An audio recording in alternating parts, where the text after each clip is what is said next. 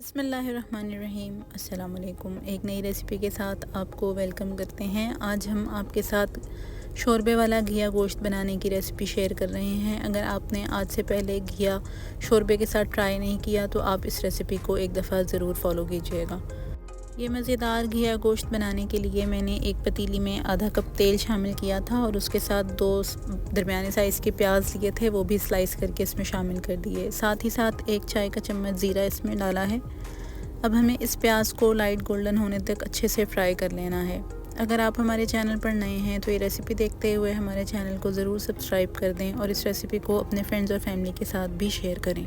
जैसे ही प्याज गोल्डन होना शुरू होगा हम इसमें आधा किलो बकरे का गोश्त शामिल कर देंगे। मैंने यहाँ पे हड्डी वाला आधा किलो बकरे का गोश्त शामिल किया है। अगर आप बीफ पसंद करते हैं तो आप इसमें बीफ भी शामिल कर सकते हैं। गोश्त शामिल करके मैंने चूल्हा मीडियम कर दिया था और इसको अच्छे से हम मिक्स कर देंगे।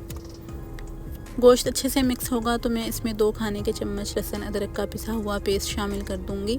साथ ही साथ थोड़ा सा पानी शामिल करेंगे और इस गोश्त को अच्छे से भून लेंगे। इस स्टेज पर गोश्त की भुनाई करने से गोश्त में जो स्मेल वगैरह होती है वो ख़त्म हो जाती है।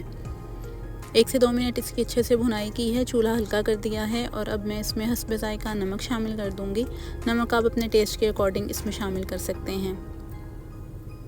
साथ ही साथ इसमें मैंने लाल मिर्च का पाउडर शामिल किया है जो लेवल करके 1 खाने का चम्मच है।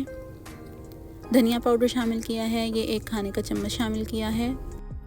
साथ ही हल्दी तकरीबन ½ टी स्पून के करीब मैंने इसमें शामिल कर दी है। इन तमाम अज्जा को अच्छे से एक दफ़ा मिक्स कर लेंगे और अच्छे से मिक्स कर लेने के बाद हम इसमें 2 दरमियाने साइज़ के टमाटर स्लाइस करके शामिल कर देंगे। टमाटर डाल के एक दफ़ा मिक्स करेंगे और फिर यहाँ पे मैंने गोश्त गलाने के लिए इसमें पानी शामिल किया है जो तकरीबन 1.5 से 2 कप है। अगर आप इसको प्रेशर कुकर में बना रहे हैं तो फिर आप ये सारा प्रोसीजर करने के बाद पानी की मिकदार को कम कर दें और ये गोश्त गलने के लिए रख दें। पानी शामिल करने के बाद इसको एक दफ़ा अच्छे से मिक्स करेंगे और फिर मैं गोश्त गलने के लिए इसको ढककर तकरीबन 40 से 45 मिनट के लिए रख दूँगी। ये गोश्त मैंने 90% तक गला लिया था और गोश्त गला के मैंने अच्छे से इसका जो पानी है वो खुश्क कर लिया था। इस स्टेज पर हमें मसाले को अच्छे से भून लेना है ताकि प्याज और टमाटर जो हैं वो सालन में तैरते हुए नज़र ना आए। जितनी अच्छी भुनाई होगी हमारा सालन उतना ही परफेक्ट बनेगा। अब यहाँ मैंने आधा किलो घिया लिया था और उसको इस तरह से क्यूब्स में काट लिया है। यह आपकी चॉइस है, बड़े या छोटे जिस तरह के क्यूब आप बनाना चाहते हैं वो बना लें। साथ ही साथ मैंने 3 खाने के चम्मच या 1/4 कप इसमें दही का शामिल कर दिया है और इस दही के साथ मैं अब इसको अच्छे से एक दफ़ा मिक्स कर लूँगी। चूल्हा हल्का करके मैंने दही शामिल किया था और जब एक दफ़ा अच्छे से ये मिक्स हो जाएगा तो फिर मैं चूल्हा तेज़ करके दही का पानी भी खुश्क कर लूँगी। दही डालने से पहले चूल्हे को हल्का कर दें और फिर मिक्स करने के बाद तेज़ आंच पर भुनाई करें तो इस तरीके से दही फटता नहीं है। अब आप देख सकते हैं कि कितने अच्छे तरीके से इसका जो पानी है दही का वो खुश्क हो गया है और ऑयल ऊपर आना शुरू हो गया है। इस स्टेज पर मैं इसमें गलाने के लिए घिये को और शोरबे के लिए पानी शामिल कर दूंगी। तकरीबन 2.5 कप मैंने इसमें पानी शामिल किया है।